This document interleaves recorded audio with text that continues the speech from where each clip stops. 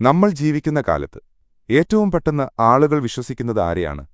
കണ്ണീരൊഴുക്കി സംസാരിക്കുന്നവർക്ക്, സ്റ്റേജിൽ നിന്ന് ഉച്ചത്തിൽ അമ്മയെക്കുറിച്ചും ദൈവത്തെക്കുറിച്ചും പ്രസംഗിക്കുന്നവർക്ക്.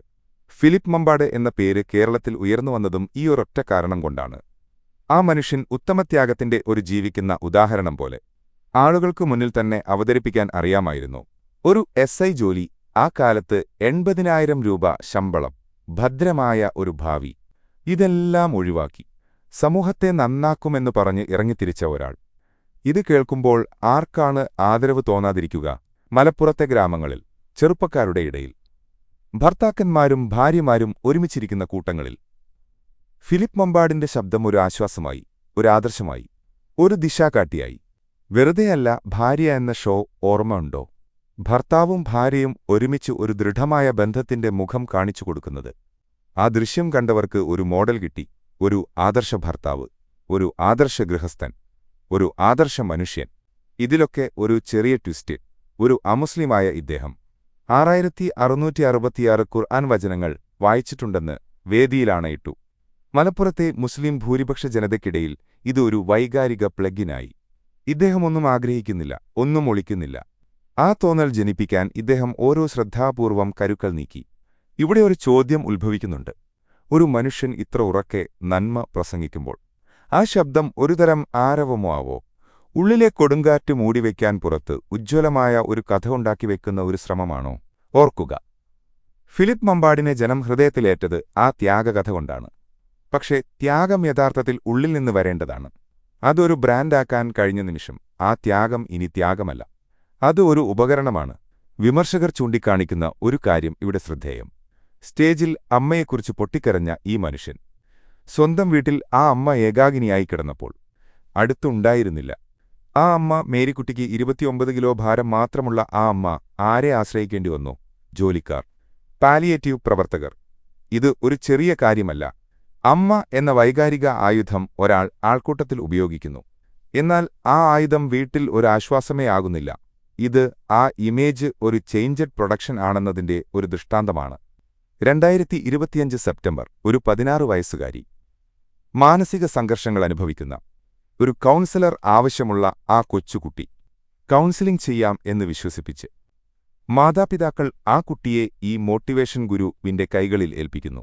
ഇവിടെയൊന്ന് ചിന്തിക്കൂ, ഏതൊരു മാതാവും പിതാവും ആ കുട്ടിയെ ഒരു അപരിചിതന്റെ അടുത്ത് ഏൽപ്പിക്കില്ല.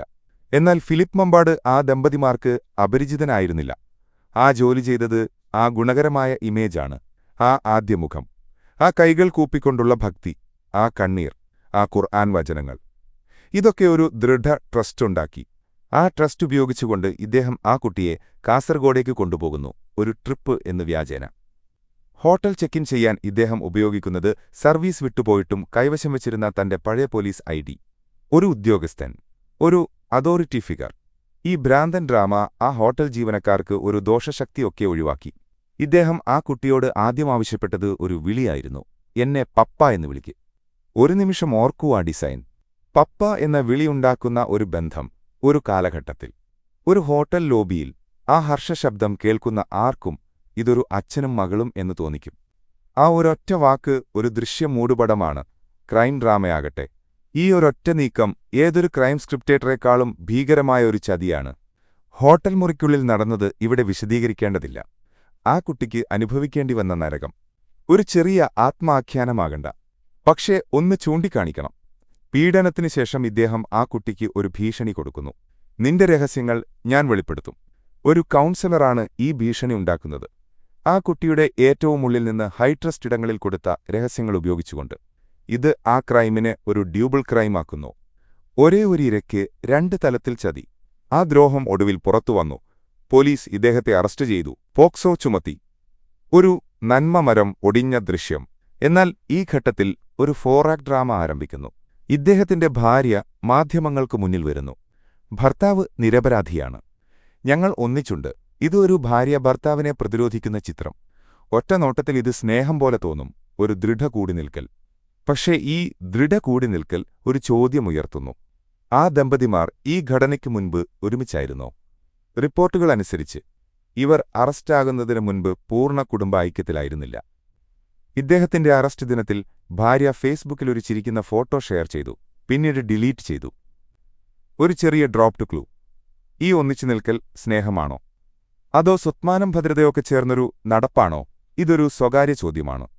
ആർക്കും ഉറക്കെ ഉത്തരം പറയാനില്ല. ഒരു ഗൗരവമായ കാര്യം ഇവിടെ ചൂണ്ടിക്കാണിക്കണം. ഫിലിപ്പ് മമ്പാടിന് സൈക്കോളജിയിൽ ഒരു അംഗീകൃത ബിരുദമുണ്ടായിരുന്നില്ല, ഒരു ഡിപ്ലോമ മാത്രം. മനസ്സ് മാറ്റാം എന്ന് പ്രഘോഷിക്കാൻ ആ കൊച്ചുകുട്ടിയെ കൗൺസിലിംഗ് ചെയ്യാൻ ഇദ്ദേഹം ഉപയോഗിച്ചത് ആ ഒരൊറ്റ ഇമേജാണ്. ഇതൊരു ഭൂകമ്പമാണ്. ഒരു ട്രസ്റ്റഡ് കൗൺസിലർ എന്നൊരു ലേബലുണ്ടെങ്കിൽ ആ ലേബൽ ഒരു പ്രൊഫഷണൽ അതോറിറ്റിയാകുന്നു.